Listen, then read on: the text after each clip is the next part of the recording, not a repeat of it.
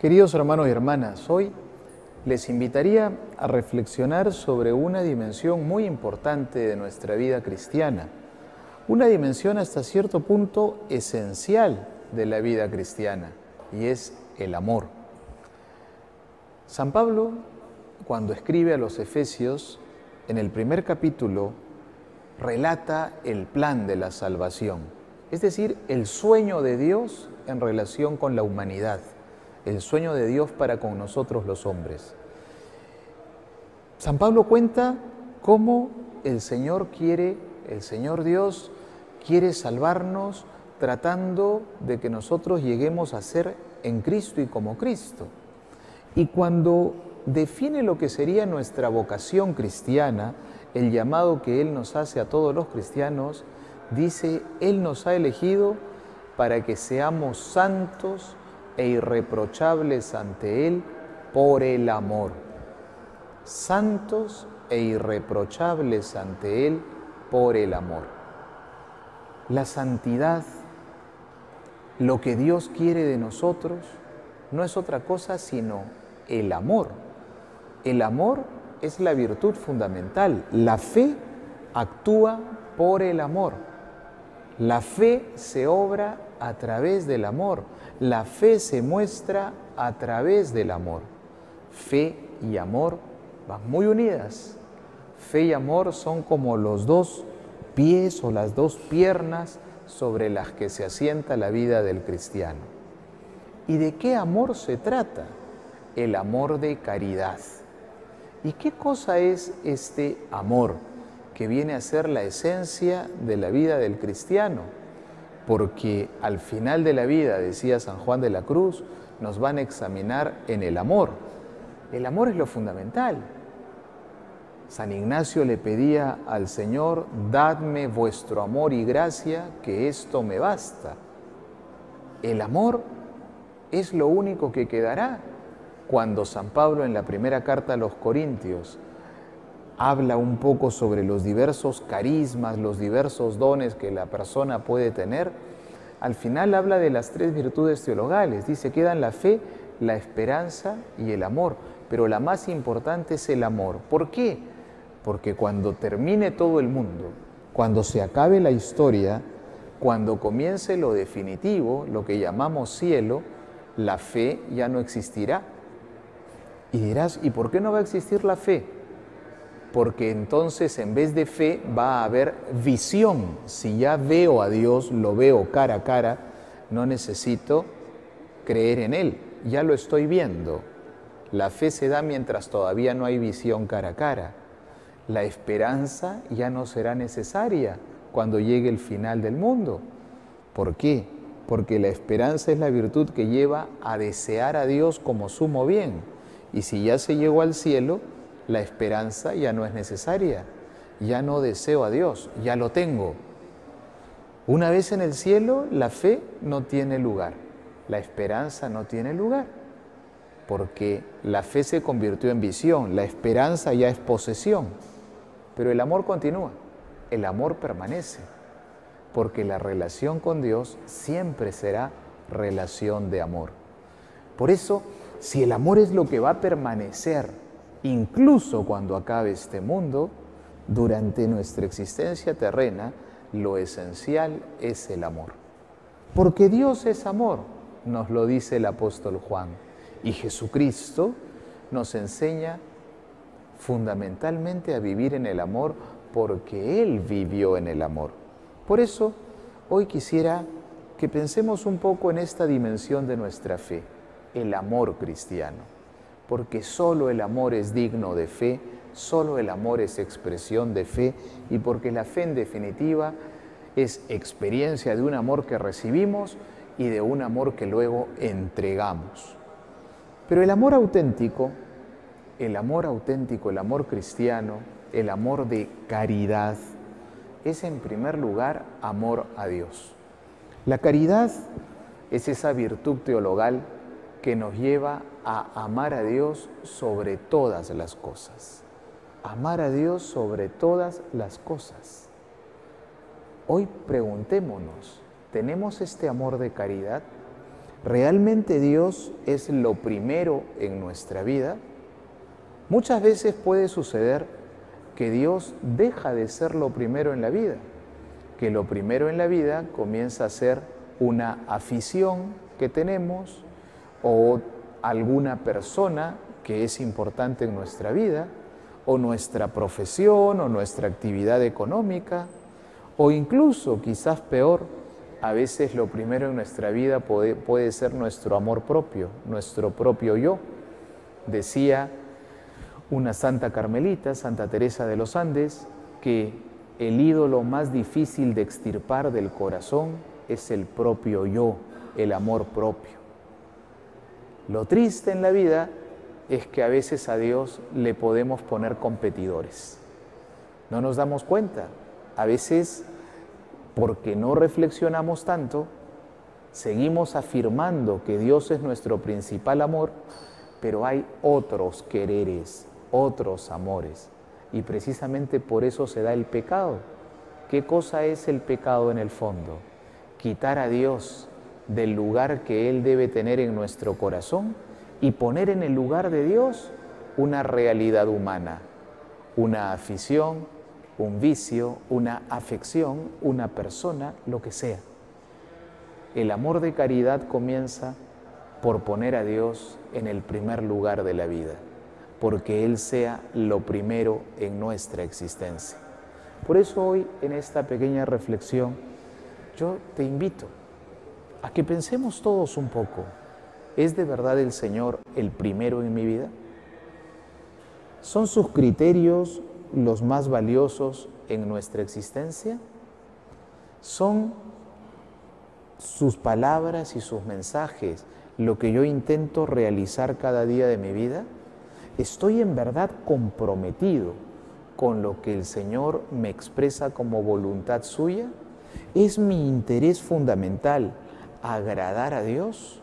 Que para eso estoy en el mundo, como en otra ocasión hemos reflexionado, o quizás simplemente voy por la vida tratando de agradarme a mí mismo, de lograr mi complacencia. ¿Qué lugar tiene el Señor en mi vida? Si Él tiene el primer lugar, bendito sea, dichosos nosotros, y a seguir conservando para Él ese primer lugar, porque es bastante fácil que ese lugar se lo quitemos y se lo demos a otra realidad o a nosotros mismos. Pero si tenemos claro que Dios es el primero en nuestra vida, entonces acontece una cosa muy importante, que todo lo miramos desde Dios. Desde Dios miro mis decisiones, desde Dios miro mis elecciones, desde Dios intento hacer mi obrar, y entonces busco amar de verdad a los hermanos. Pero ¿amar cómo? Amar como ama Dios. Ahí está la originalidad cristiana. Muchas filosofías hablan del amor al prójimo. Muchas filosofías e ideologías pueden hablar de un amor al semejante. Otras religiones pueden hablar del amor al prójimo. Pero solo Jesús nos habla de un amor incluso al enemigo, incluso al que nos daña. Pero Jesús no solamente habla de esto, Jesús lo realiza en la cruz. Cuando lo están crucificando, ora al Padre y dice: perdónalos porque no saben lo que hacen. Implora el perdón para los que le están quitando la vida. Antes había dicho Él: amen a sus enemigos, bendigan a quienes les maldicen, hagan el bien a quienes les hacen el mal. Porque si ustedes solo saludan a los que les saludan, ¿qué mérito tienen? También lo hacen los paganos. Y si ustedes hacen el bien solo a los que les hacen el bien, ¿qué mérito tienen? También lo hacen los paganos. ustedes amen a los que les odian, para que se parezcan al Padre Celestial, que hace salir el sol sobre malos y buenos y que hace llover sobre justos e injustos. Esa es la originalidad cristiana, el amor incluso al enemigo. Es lo que Jesús enseñó, es lo que Jesús vivió y es lo que nosotros debiéramos vivir. Muchas veces nos decimos creyentes, decimos amar al Señor, decimos estar en el Señor, pero como que no hemos terminado de asimilar el compromiso de amor que surge de una auténtica fe cristiana. A veces pensamos que podemos ser creyentes y podemos decir con toda facilidad, eso no te lo voy a perdonar jamás. O podemos pensar que podemos ser creyentes y sin embargo vivir anhelando vengarnos de alguien que nos hizo un daño o justificando un daño que vamos realizando porque así nos vamos cobrando facturas. La verdadera fe no es conciliable con la falta de amor. La verdadera fe se expresa en ese amor que se va asemejando al amor de Jesús. El mandamiento nuevo que el Señor nos da antes de salir de este mundo es: ámense unos a otros como yo los he amado. Y Jesús nos ha amado, pues ya lo hemos dicho, pidiendo perdón para sus enemigos, pidiendo perdón para sus verdugos. Y Jesús nos ha amado a cada uno de nosotros porque pese a que a veces le hemos fallado, pese a que hemos pecado, pese a que no hemos estado a la altura de su amor, pese a que a veces no hemos correspondido a tanta bendición que Él nos ha dado, Él nos sigue esperando, Él nos sigue aguardando, Él nos mantiene en vida para que podamos ir recorriendo el camino que nos lleve a una salvación definitiva y final. Él nos da el perdón de los pecados, Él nos perdona a pesar de nuestras insuficiencias e infidelidades. Ese es el amor cristiano. Hablábamos en un programa anterior de deseo y de determinación. ¿Qué diferencia hay entre desear algo y determinarnos? Yo te preguntaría hoy en primer lugar, y me lo pregunto yo, ¿deseamos amar como Jesús? Porque a veces los cristianos no deseamos amar como Jesús. Y entonces lo expresamos, por ejemplo, con frases de este tipo. Bueno, pues claro, es que Él perdonó, Padre, a los demás porque Él era Dios, pues, pero yo no soy Dios, yo no soy Jesús. Eso era para Él, no para mí. Cuidado, que entonces no estamos siendo de verdad amigos de Jesús, no estamos siendo hermanos de Jesús, no estamos siendo devotos del Señor. Si le amamos a Él, amamos lo que Él ama. Y si Él ama a todos los hombres, nosotros tenemos que esforzarnos por amar a todas las personas. Pero también al que me odia, también al que me hace daño, también al que me ha lastimado, también al que me ha herido, también. Porque Jesús así lo hizo, porque Jesús así lo pide y porque Jesús lo hace posible. ¿Cómo que lo hace posible? Ahí está lo interesante. Jesús no nos manda imposibles, Jesús nos manda cosas que Él las hace posibles. Hemos dicho en un programa anterior que el estar unidos a Jesús supone la determinación de buscarle a Él en su palabra, en la oración, en los sacramentos. Entonces, cuando yo estoy así, unido a Jesús, cuando vivo en Jesús, Él pone en mí las actitudes necesarias para poder perdonar, para poder amar como Él, para poder servir incluso al que me daña. Él nos da lo que nos pide, Él nos hace posible lo que nos ordena. Eso es lo hermoso de la moral cristiana. La moral cristiana, la moral del amor que Jesús nos invita a vivir, no es un cúmulo de exigencias opresoras que el Señor pone encima de nosotros. No, son normas, sí, son principios y valores, sí, pero que Él nos ayuda a vivir con la ayuda de su gracia, con su vida en nosotros. Por eso, si nosotros le buscamos a Él, nos dejamos encontrar por Él, en su palabra, en la oración, en los sacramentos, se nos va haciendo fácil este amar como Él amó. Amar incluso al enemigo, amar perdonando. Yo te diría, hermano, que la verdadera dimensión del amor es el perdón. ¿Cuánto amas a alguien? ¿Cuánto eres capaz de perdonarle? Si tú o yo creemos que no somos capaces de perdonar a alguien, si creemos que la ofensa que nos hicieron fue muy grave y jamás la vamos a pasar por alto ni la perdonaremos, ese es el signo de que a esa persona no la amamos. Ese es el signo de que a esa persona no la queremos bien. Pero si en cambio nosotros somos capaces de perdonar, ese es el signo de que sí estamos amando. El verdadero amor se demuestra en la capacidad de perdón. Tanta capacidad de perdón tengo hacia alguien, es esa la dimensión del amor. Poca capacidad de perdonar tengo hacia alguien, es que no le amo en verdad. Por eso, hoy nosotros podríamos preguntarnos, ¿realmente amo a los demás? Pero no un demás así genérico. Podríamos hacer el primer ejercicio pensando en aquellos que no se han portado bien con nosotros, en aquellos que tal vez nos dañaron, en aquellos que tal vez nos lastimaron.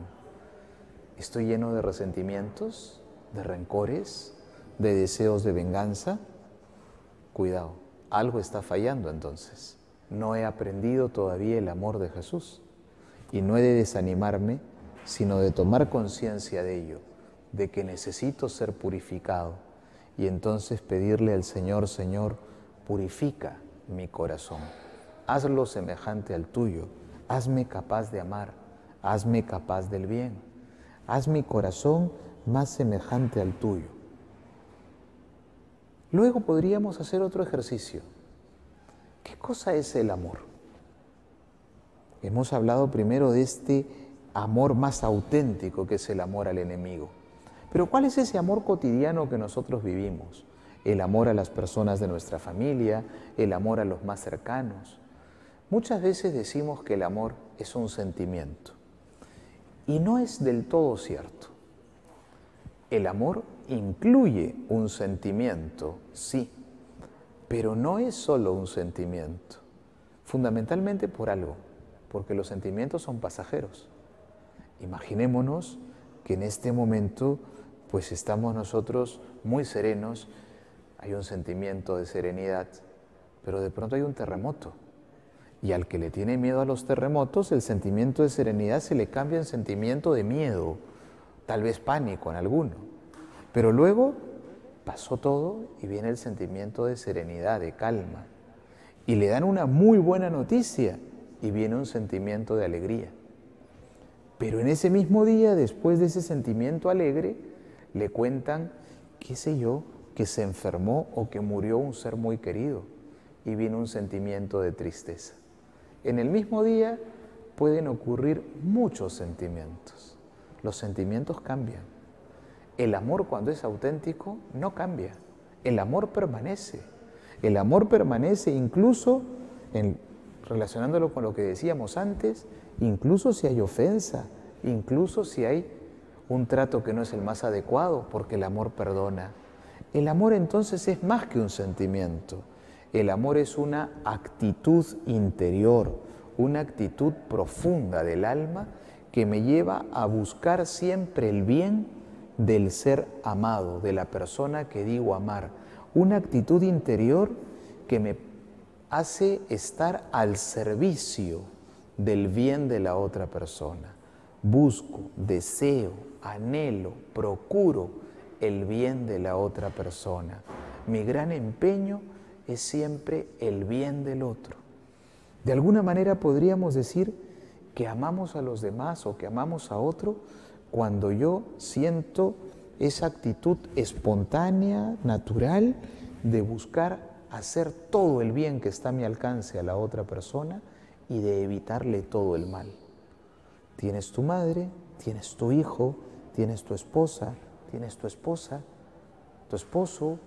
Por esos seres eres capaz de hacer todo el bien que esté a tu alcance si les amas de verdad y darías hasta la vida por evitarles un mal. Ese es el amor auténtico. Y ese es el amor que Jesús nos pide que cada vez se haga más grande. El cristiano es alguien que amplía el horizonte de su amor, que no solamente vive amando a los que le hacen el bien, o que no solamente vive amando a aquellos con quien se tiene obligaciones naturales, padre, madre, hermanos, hermanas, hijos, hijas, sino que sabe ver en todo ser humano a un hermano.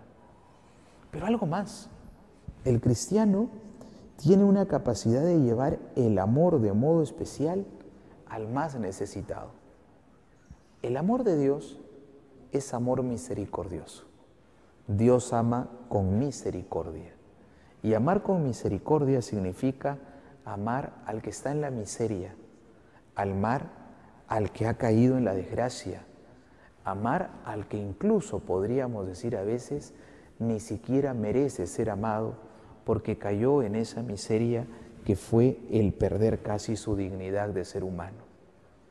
Pero Dios le ama. Dios ama al pecador, Dios ama al que se equivoca, Dios ama al que yerra, Dios ama al que le ofende, porque es amor misericordioso. El cristiano, que se va configurando cada vez más con Jesús, aprende a amar también al miserable, al que se equivocó, al que no hizo bien las cosas, o al que está en necesidad, al que sufre. Hacia el final del Evangelio de San Mateo, uno de los últimos discursos que pone San Mateo en labios de Jesús, una de las últimas parábolas, es la parábola del juicio final. Esa parábola que todos conocemos, esa parábola en la cual dice el Señor que cuando venga el Señor como juez, separará a unos a la derecha y a otros a la izquierda, y a algunos les dirá: vengan a mí, benditos de mi Padre, porque tuve hambre y me dieron de comer, tuve sed y me dieron de beber, estuve desnudo y me vistieron. Y estos preguntarán: Señor, ¿cuándo lo hicimos? Cada vez que lo hicieron con uno de estos mis pequeños hermanos necesitados, conmigo lo hicieron. Y a los otros les dirá: apártense al fuego eterno, porque tuve hambre y no me dieron de comer, tuve sed y no me dieron de beber, etc. ¿Cuándo, Señor, no lo hicimos? Cuando no lo hicieron con uno de mis pequeños hermanos. El amor cristiano se configura sobre todo como amor al más necesitado. Qué importante es ese amor misericordioso, el amor que nos asemeja más a Dios, esa capacidad de amar sirviendo al que está en mayor necesidad, al que no puede recompensarnos lo que hacemos por él, al que no puede devolvernos lo que hacemos por él. Qué importante es ese amor con total desinterés, porque ese es el que nos asemeja más a Jesús. Hoy, mis queridos hermanos, hemos pensado en el amor y tendríamos que preguntarnos: ¿me voy haciendo santo e irreprochable ante Dios por el amor? ¿Voy realizando ese proyecto, ese sueño de Dios sobre cada hombre? Ese es el sueño de Dios. Ese es el sueño del Padre Celestial desde antes de crear el mundo. Que todos los que somos sus hijos seamos santos e irreprochables ante Él por el amor. Que todos nos parezcamos a Jesús. Que intentemos en cada momento de nuestra vida ser en verdad como Jesús. Capaces de amar al Padre sobre todas las cosas. Capaces de servir al Señor con toda el alma, capaces de buscar siempre en nuestra vida, con nuestros actos, pensamientos, decisiones, acciones, glorificar a Dios. Pero luego de amar así a Dios profundamente y sobre todas las cosas, capaces de vivir en una actitud, en una disposición de búsqueda del bien del hermano, de búsqueda del bien del otro. Comenzando por los más próximos, por los cercanos, haciéndonos prójimos de aquellos que tenemos más cerca, nuestros familiares, nuestros amigos, aquellos con quienes compartimos la vida cotidiana. Pero el amor no puede quedar allí. No es auténtico amor cristiano el de aquel que solo ama a su papá, a su mamá, a su hijo, a su hija, a su esposo o a su esposa. El amor cristiano va más allá. también a los más necesitados, también a los que no tienen cómo corresponder. La disposición al servicio y la disposición en búsqueda del bien de todo aquel que necesita, aunque no pueda ni siquiera decir gracias, aunque no tenga cómo devolver lo que por él se hace. Pero más aún, Jesús nos pide todavía un paso más. Amor, disposición del bien, disposición de bondad, incluso frente a aquel que me hace daño, frente a aquel que no se porta bien, frente a aquel que no ha sabido estar a la altura, frente a aquel que me ha lastimado. Ese es un gran milagro que le podríamos pedir al Señor.